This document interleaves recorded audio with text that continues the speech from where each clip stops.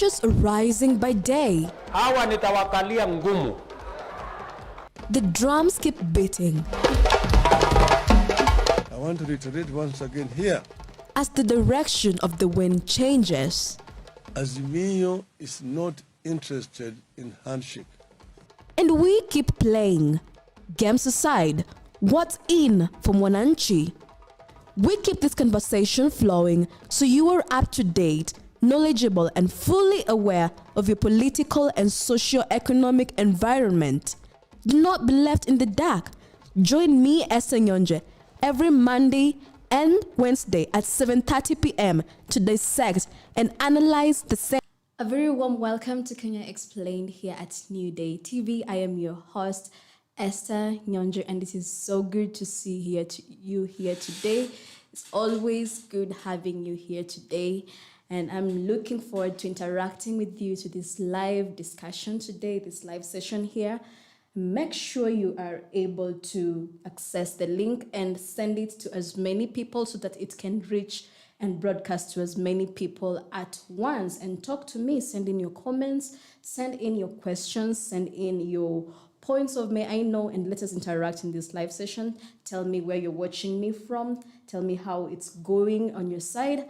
How is the economy? How are you feeling it? How is the politics? And I've got concerns from people who have been wanting to be aligned more with economic discussions more than political discussions. And here we are today. I am joined by my lovely guest today. He's Abraham Ochieng.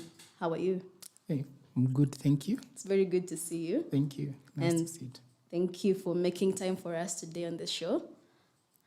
Mr. Abraham Ochieng is the Programs Officer, Advocacy and Outreach at International Budgetary and Budget Partnership Kenya. Budget Partnership Kenya. Yes. Is the organization international or it's a Kenyan organization?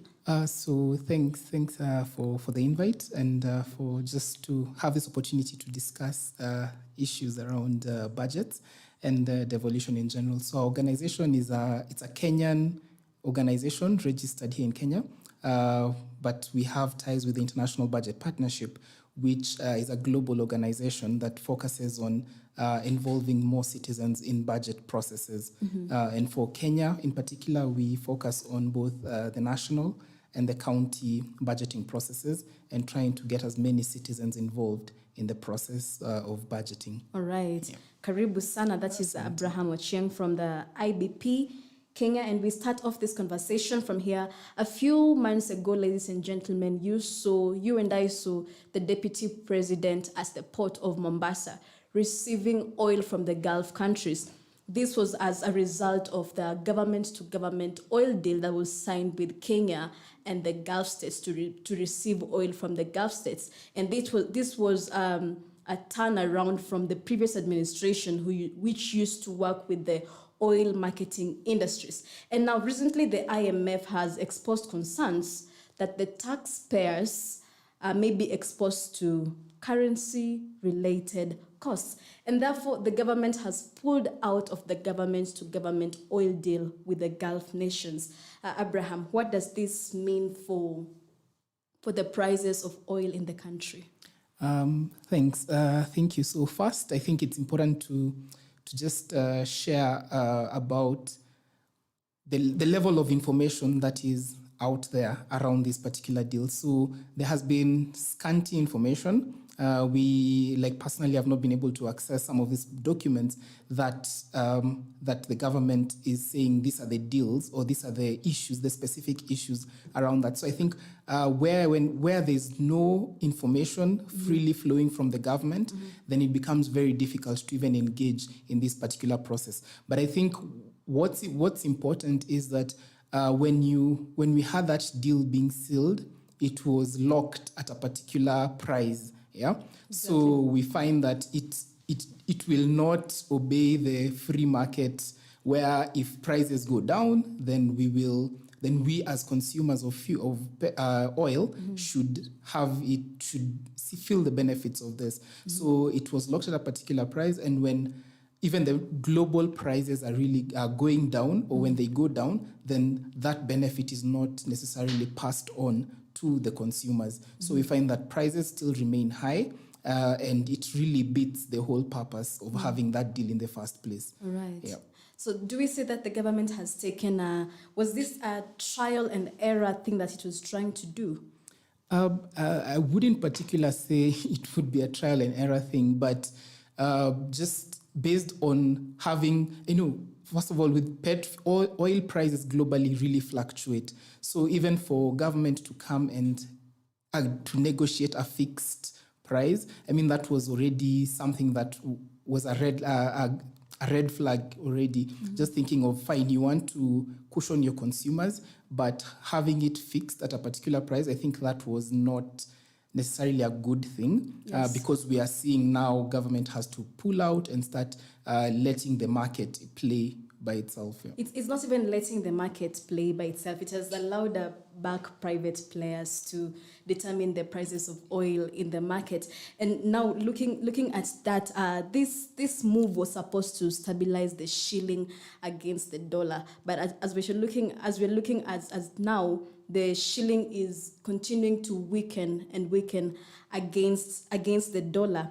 So this means that in the near future we are expecting a hike in the fuel prices. Yes. That this government-to-government oil deal is not going to solve any solution to cushion the oil prices. That's what it means. Yeah, that's right, because if you listen to what the president said, and this is purely based on what he spoke about, was that the hope of getting the Kenya shilling back to about 120 shillings, but we are seeing that it's soaring higher and higher. Yes. It's depreciating against the dollar. So I think it's about 144 to the dollar. So we are not seeing the benefits of that. And I think when they sit back and realize that perhaps it's not working, then now they have to go back to the drawing board and think, okay, so what do we do next? And I think that's part of the reasons for them pulling out of these deals, to re-strategize and see, okay, so how do we ensure that we are not interfering with the process? And hopefully we see better rates against the dollar. Yeah, and that's why I keep on insisting that I think it was a trial and error thing, because recently the oil market companies were left to determine the prices of oil. But now with the scanty information that we have about this oil-to-oil government deal, do you think it gives loopholes for corruption? Could be, and as I mentioned, a part of the work that we do as an organization is to push for transparency, accountability, equity, and also participation of citizens in government processes. So, and we've learned that where there's a lack of information, especially it raises transparency issues, and therefore we cannot ascertain how these deals were reached, and who is the ultimate beneficiary, because clearly we've seen it's not the citizens. Seeing that oil prices are going lower, they could be going lower, but it's still not being passed on to the consumers. Yeah, so it could be open up loopholes where there's no transparency, but we for sure, maybe I may not be in a position to speak authoritatively around, that there's actually corruption going on around that. Yeah. But it could provide a venue, because if anything is supposed to be, government procedures are supposed to be transparent, and all information is supposed to be available to the public, Correct. available to the treasury, available to the legislators. You'll be surprised that some of the legislators have claims that they don't even have information to this government-to-government oil deal. Yeah, it could be possible, because we believe that we as citizens, we have a right to access information. So, but we find that even some people, even legislators themselves, as you say, may not have this particular information. Therefore, it makes even their work as an oversight body very difficult to engage where there is absence of information. Because we were supposed to pay back. It was an oil deal, and in my thoughts, I was thinking that oil is a moving substance. You don't store oil somewhere and say that I'll be importing oil and store it here and sell it to people. It's a moving substance. So importing oil to store it and allowing only the 3 companies to supply oil to the country didn't make a lot of sense. And now looking at that, talking about corruption. the bill by Homa Bay Town MP Peter Kaluma seems to amend. He seeks to amend the Section 64 of the Anti-Corruption and Economic Crimes Act 2003 by deleting the provision for the disqualification of persons convicted of corruption or economic crimes from being elected as public officers for 10 years after conviction. That means if someone is arrested after 10 years after the conviction, they can run for office. Too much for a talk about fighting corruption, don't you think? I think a good place to start would be our constitution. So Chapter 6 of our constitution is very clear in terms of the leadership and integrity, and it spells out certain aspects that people need to adhere to. But even we still have the public code of conduct for public officers. So I think it's a premature bill, and for someone who should be contributing towards oversight and ensuring that some of these matters around corruption are dealt with, to say that, after you, even if you've been convicted after a certain period of time, then you should be allowed. Office.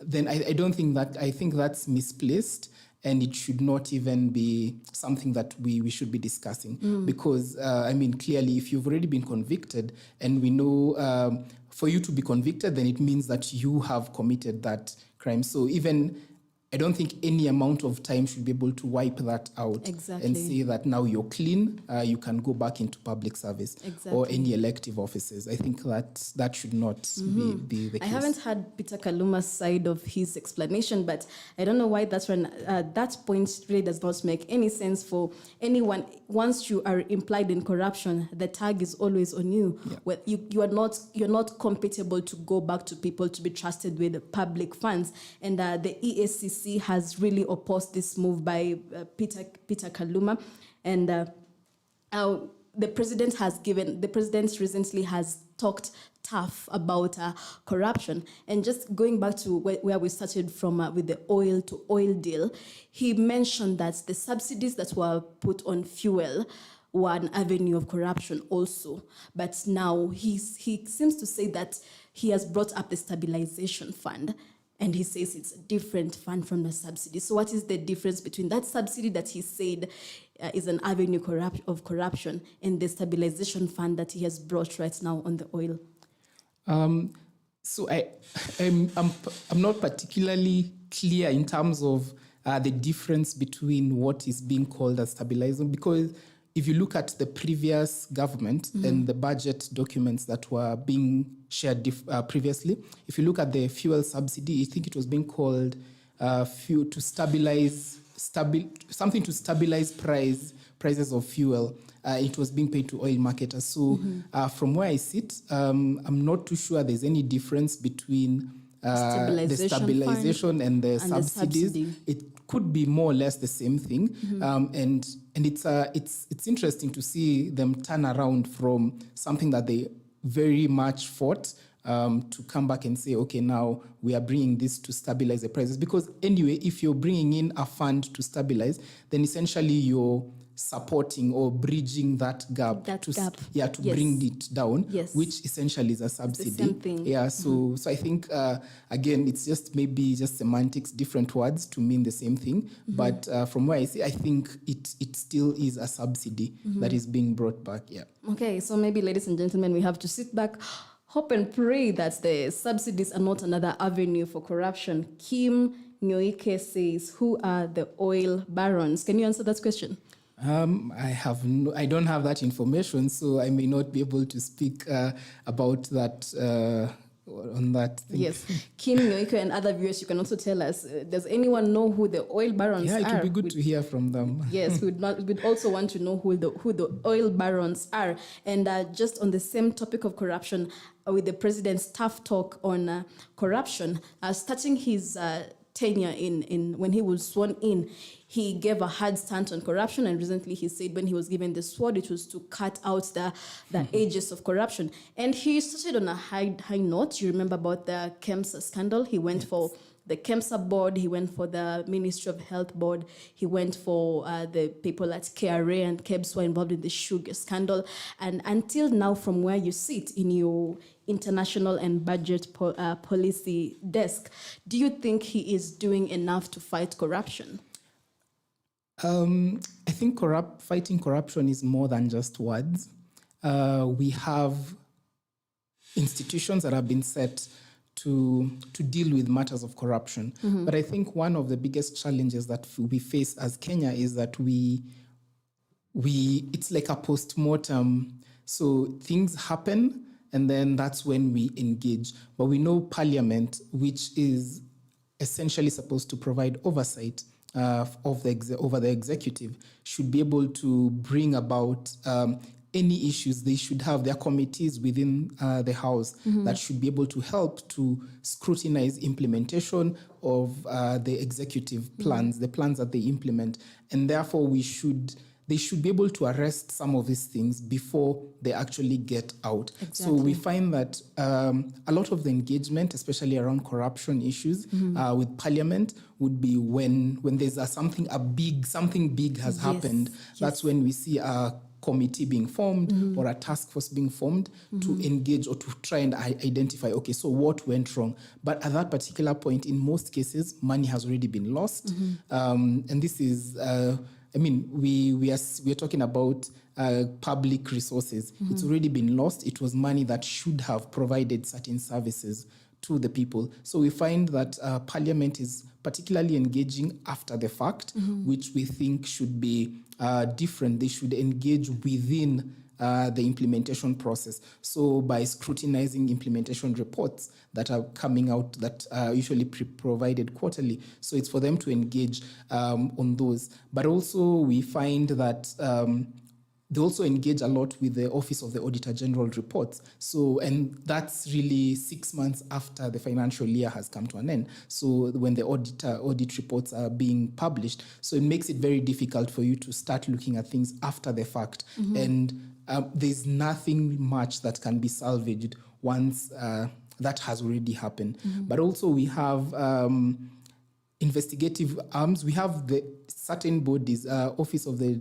Director of Public Prosecutions, working closely with EACC, Ethics and Anti-Corruption Commission, and the judiciary. And I think they all have a role in terms of the investigation, prosecution. And the police service also. Exactly. Yeah, so investigation, prosecution, and also just having judgment really on when you've been convicted, then we should see action being taken and these people paying for what they did.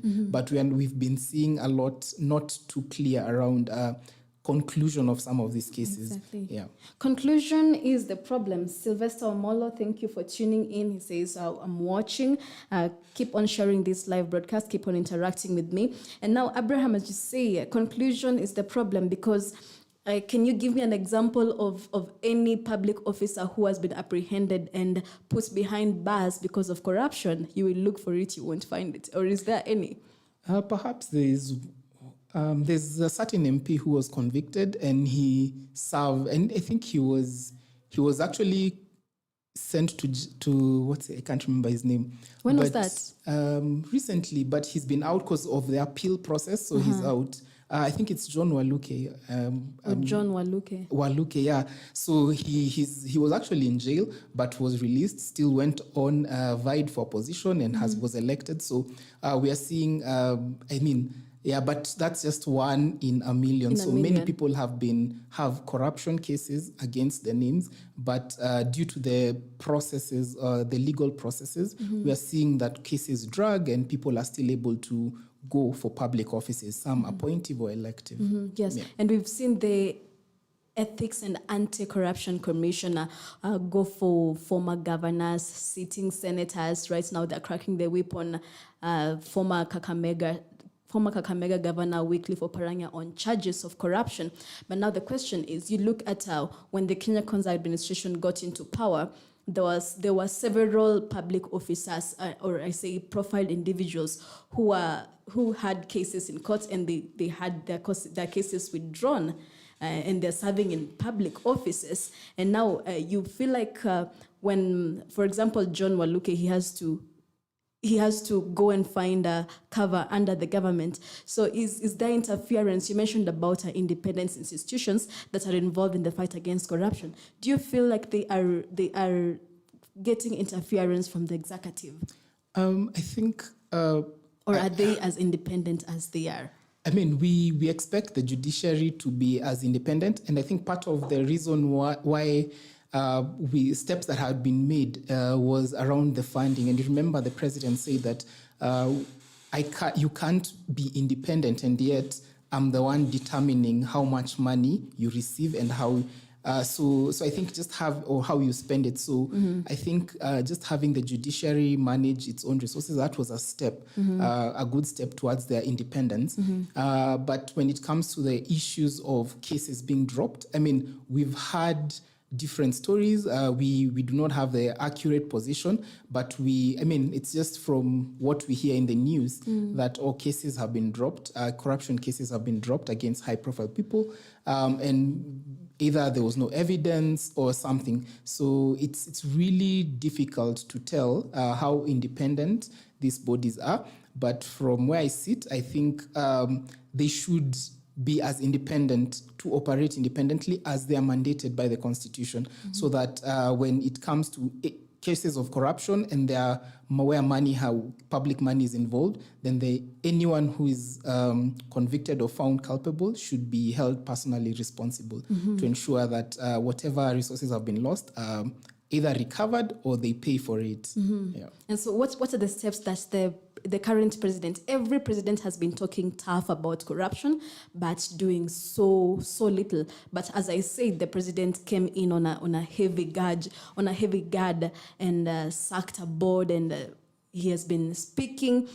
Apart from strengthening institutions, what other avenues can he use to address the monster that is corruption? I think first is just ensuring that there's a lot more information flowing to the public, because they say if you have nothing to hide, then we should make it all bare.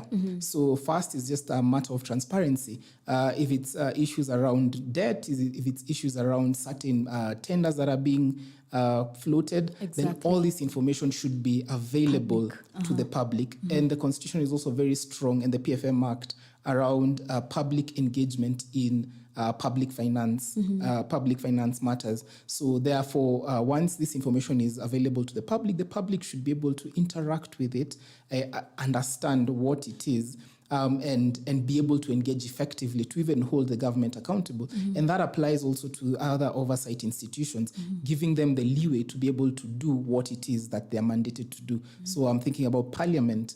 They have an active role to check the executive to ensure that if there's any issues around corruption is raised, then they're able to interrogate before any resources are actually lost or before it's too late. Yeah, so I think just the empowering or letting independent institutions to be able to work independently. All right.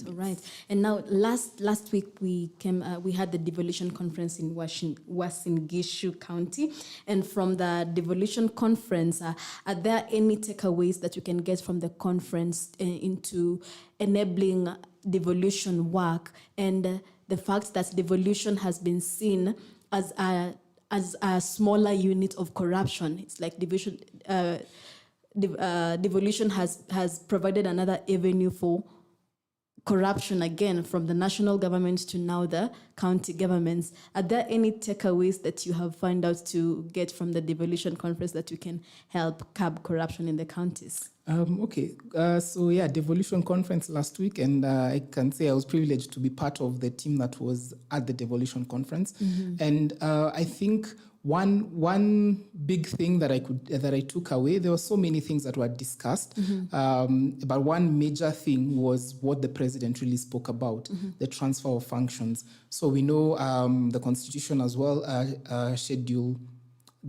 the Schedule 4 of the Constitution indicates certain functions that are supposed to be carried out by the national government, and the other functions that are supposed to be carried out by the county governments. But even with bodies like the Transition Authority and all the other bodies that tried to to breathe life into that schedule, there are still challenges. And for the president to come out strongly and say all these functions will and must be transferred, I think that was really a win, because we expect devolution to work if the counties have fully in control of the functions that they are supposed to hold. And I think so for me, that was a big plus. And we are just watching to see what are these functions first, what are these functions that are still being held or being implemented by the national government, to see which functions they are. And once they're transferred, will there be resources allocated towards ensuring that these functions are fully implemented? So I think that was really one big takeaway that I had from the devolution conference. So this transfer of functions, is it a process, or it's because when the president got into power, that was part of his agenda, but until now there is still a problem with the transfer of functions. Is it a process that is taking so long because health is still being handled with the national government, agriculture is still with the national government, tourism is still with the national government? Is it a process that takes some time to get there, or is it something that will be done once and for all and get done with, as you say, he said strongly in the conference? I mean, looking at how far we've come, it's been 10 years of devolution. And I think we expected certain steps being taken towards ensuring that devolution fully works.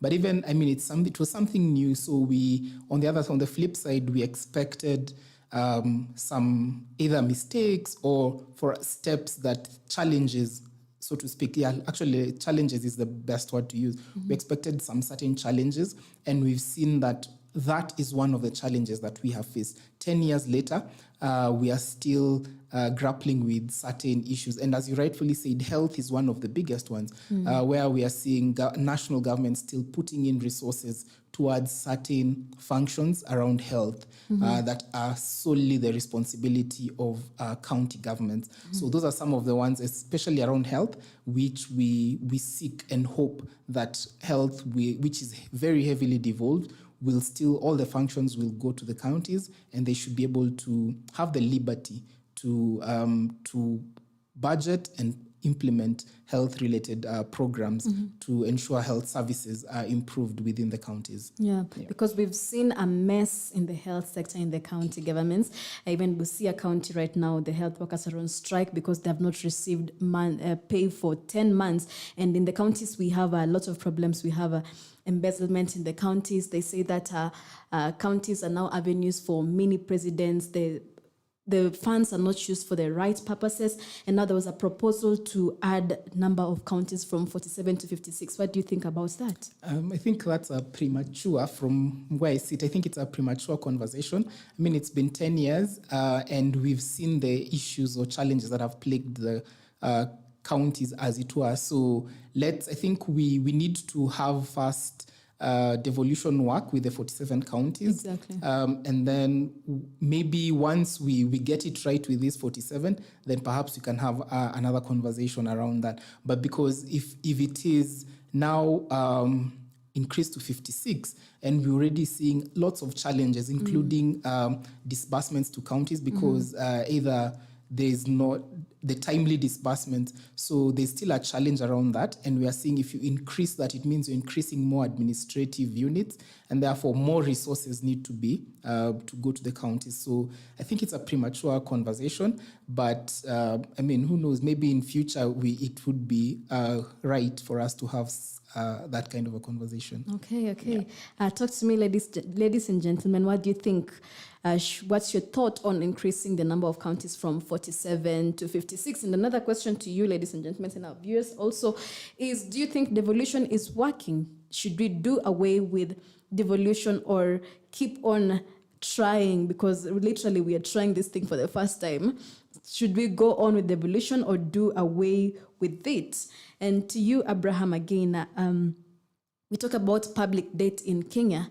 How do we ensure public participation and publicization of the public debt register? Because at this point, almost everyone is coming up with their own version of the state of the public debt in Kenya. Someone says Kenya has overpaid debt.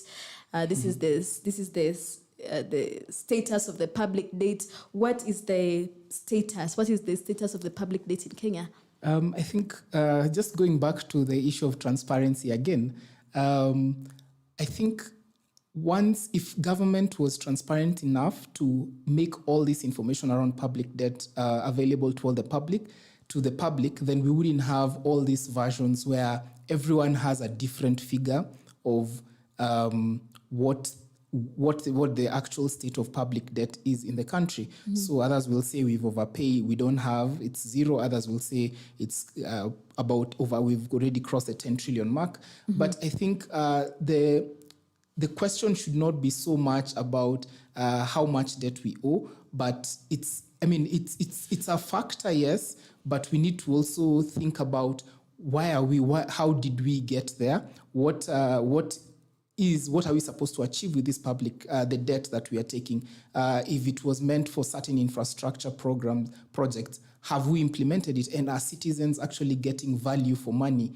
for what we are paying through the taxes or the revenue that government is collecting? Mm-hmm. So I think the question should be more of, okay, we know government has a budget. We as Kenyans expect certain services from the government, and the revenues that they're collecting might not be enough. Therefore, there's need for them to borrow to bridge the deficit that exists within the budget. But the bigger question is there needs to be a lot of transparency around how we acquire this mm-hmm. debt, mm-hmm. how we utilize it, mm-hmm. and even the reporting of this debt needs to be very public. And once government is very clear, I don't think we'll have all this varied information that is coming across different quarters that as we have seen around the public debt. Mm-hmm. So I think government should just ensure the proper transparency in terms of making all this information available to the public. Mm-hmm. Yeah. And how can we ensure public participation?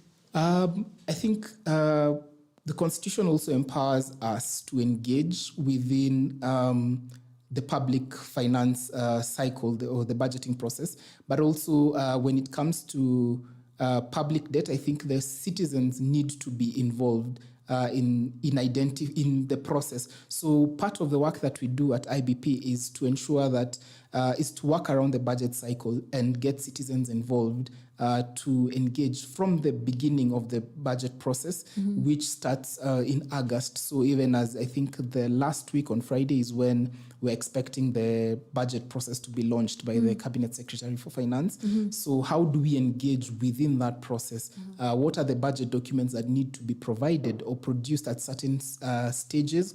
And what information needs to be within that. All that is contained in the Public Finance Management Act.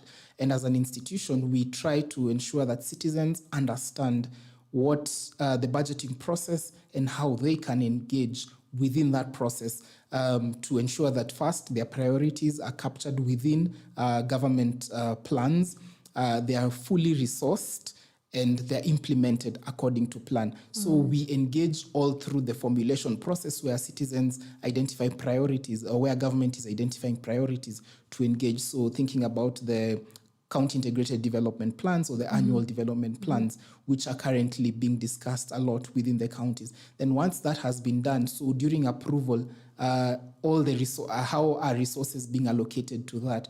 And is it sufficient to ensure that services are being delivered? So citizens need to also keep engaging in the process during implementation where we find that there are challenges around implementation. So how do you as a citizen engage within the budgeting process? Counties are required to deliver quarterly implementation reports, which show the state of implementation for each quarter. This should be publicly available in documents. So as a citizen, if I'm interested here, for example, in Nairobi County, I should be able to watch out and look, has this information been brought out at the right time for me to be able to understand what has been done. Similarly, at the national government, we also have implementation reports that come out, and those are the ones that help us to understand how government, to what extent government has expensed resources and what has been achieved towards implementation or providing services. So as an organization, do you go to the interior of the counties to involve the citizen in the processes? Or how do you reach to the counties? How do you reach to Makueni County, to Kitui County, to Murang'a? So we realize that challenge because we also are a pretty small team at the International Budget Partnership Kenya, but we also know that there are innovative ways of how we can engage. So we, together with some of our partners, we've been able to set up what we call regional budget hubs. So at the moment, we have 4 of them. One covers the Coast Region, so we call it the Coast Region Budget Hub. We have the Rift Budget Hub, the Lake Budget Hub, and then one which covers the Nairobi metropolitan area, which includes Nairobi, Eastern, and parts of Central. So all of Murang'a, part of the Nairobi NEC, we call it the NEC hub, which covers Nairobi, Eastern, and Central.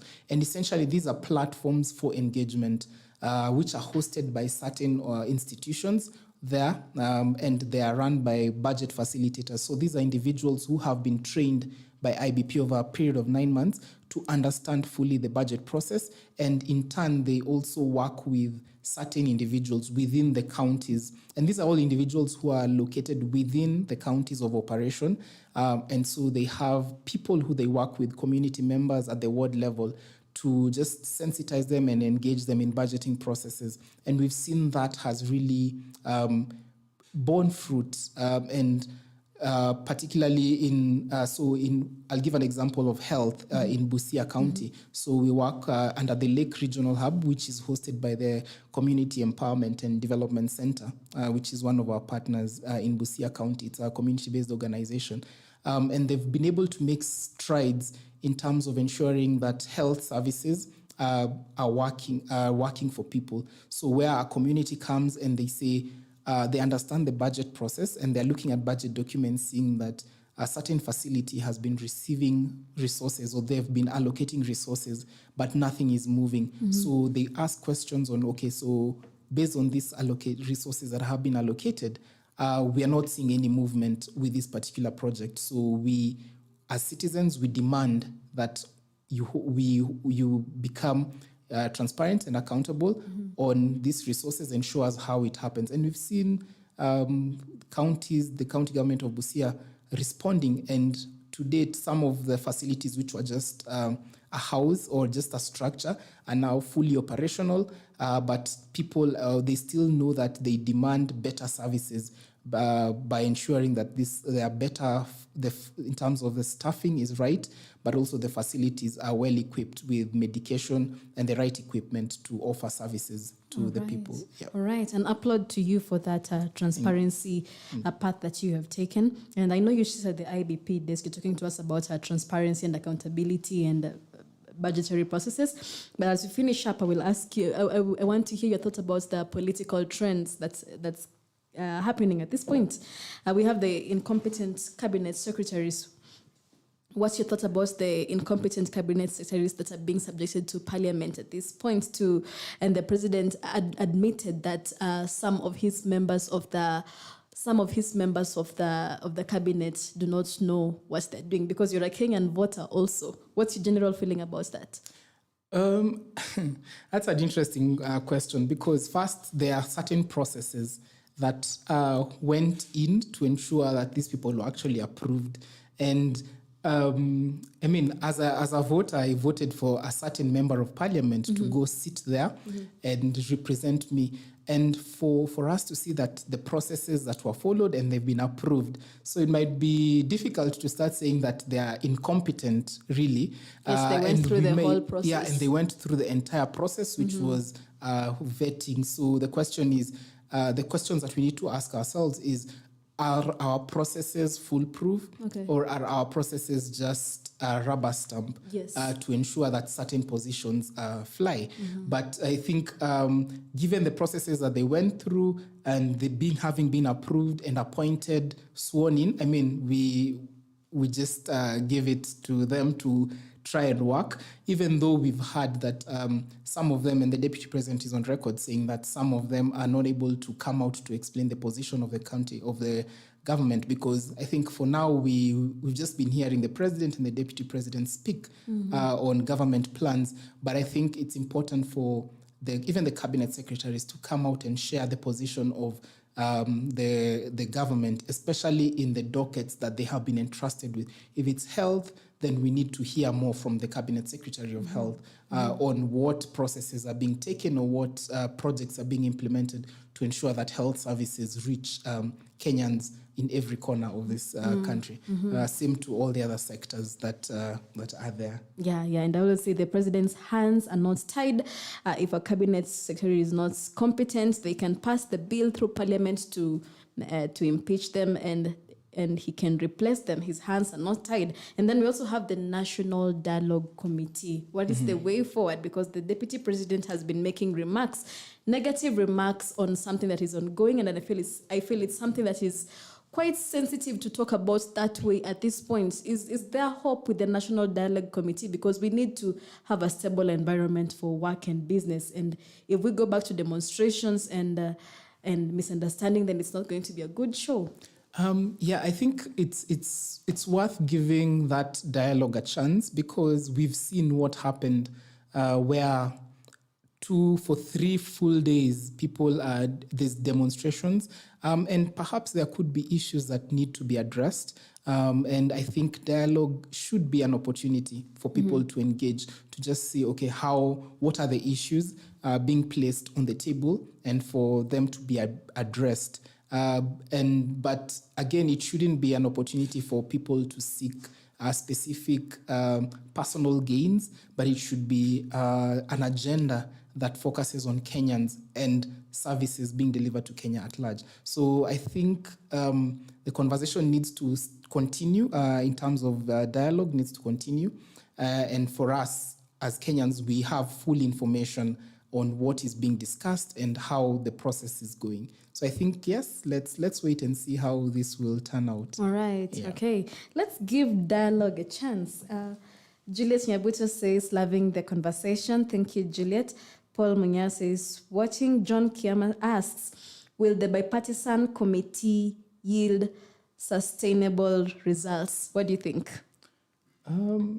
I think that's interesting, because we've seen outside of the talks people coming out with very strong positions. So I mean, it's just an opportunity to wait and see how these strong positions that are being given or being made outside of the dialogue are going to or how they are going to merge with the conversation being held in the House, because they are the same people who are discussing. So I mean, we hope for the best, because we need a conducive environment for us to even continue operating. We've seen how even just one day of the country or the capital being shut down has an implication already on the strained cost of living that is really facing a lot of Kenyans. Yeah.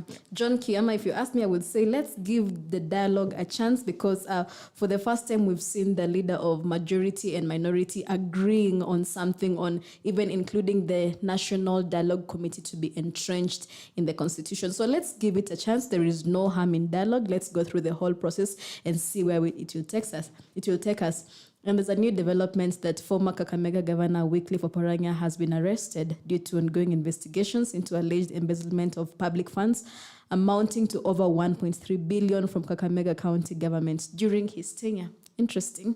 Yeah. So we are seeing a lot of this happening, but yeah, we just wait and hope that there'll be. We can get more information specifically on what was lost and how it was lost. Yeah. Exactly. Thank you so much. I've been with my guest here, Abraham Ochieng from IBP Kenya. Thank you for making time for us today. Thank you for engaging with us today, and follow this conversation. If you missed the live session, you can go to YouTube on Esther Nyonje and follow these conversations. We still put your comments there and we'll interact with you. Thank you. Until next time, stay safe. The temperatures are rising by day. Hawa nitawakalia ngumu. The drums keep beating. want to reiterate once again here. As the direction of the wind changes, Azimio is not interested in handshake. and we keep playing. Games aside, what's in for Mwananchi? We keep this conversation flowing so you are up to date, knowledgeable, and fully aware of your political and socio-economic environment. Do not be left in the dark. Join me, Esenyonje, every Monday and Wednesday at 7:30 p.m. to dissect